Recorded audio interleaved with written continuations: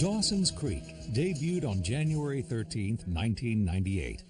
In the weeks leading up to its premiere, as the cast completed filming the first episodes, they sat down to share their views of the show that was about to captivate the nation. Action!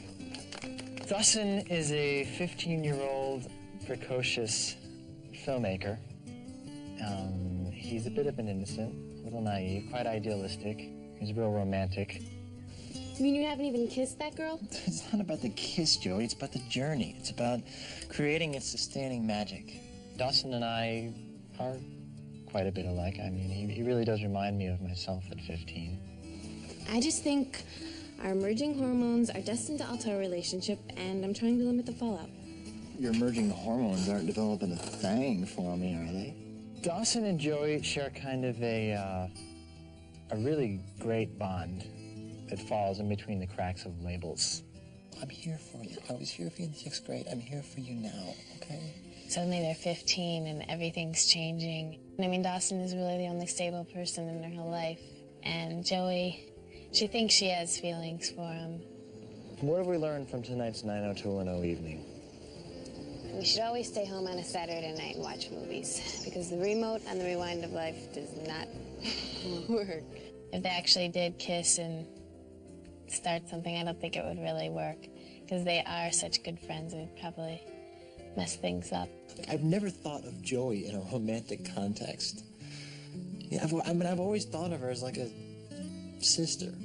Yeah, I mean, these two are buddies. They've obviously been buddies for a long time.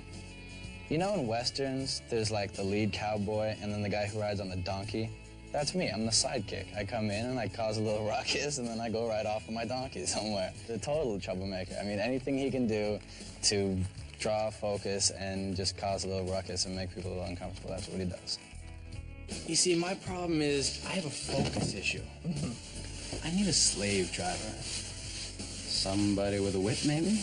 See? The reason Pacey gets involved with Tamara initially is just because he's being a goofball, and it's something fresh, and she's like a new joke to Pacey initially, but then all of a sudden it gets heavy, and then I think there's a real sweet, tender, emotional relationship that he has with her that goes beyond him just being a loudmouth.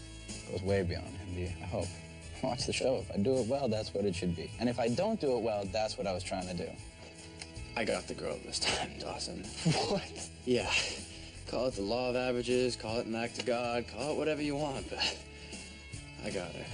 Having discussions about teen sexuality, I don't think that's a bad thing, because it happens, and it's going to happen, and if you don't put it on television, it's going to happen anyhow. It doesn't really matter. So if you can have something positive that teenagers of this age or of any age can relate to, then I think that's a really good thing. If I said that I never thought about having sex with you, I'd be lying. Because the thought crosses my mind about 1,000 times a day. That's one of the really good things about Dawsons Creek. You got 4 different main characters, so you get 4 answers to every question. You know, when did everyone become so obsessed with sex? And now you too, Dawson.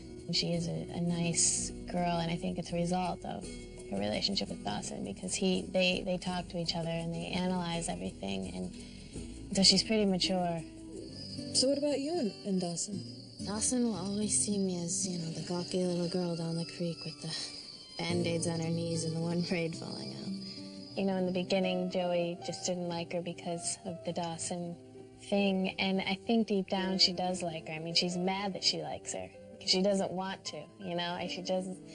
Jen is supposed to be this snotty girl from New York, and she's not. She's a nice girl from New York, and it just makes Joey even more mad, you know? Why do you have to be like this? Like what? So nice. God.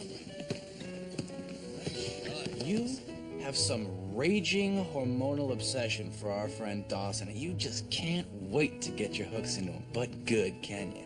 Pacey's so funny and out there, and, you know, says whatever he wants to say, and Joey does sometimes too, so I think they do get a rise out of each other. Could it be Joey is finally noticing the opposite sex?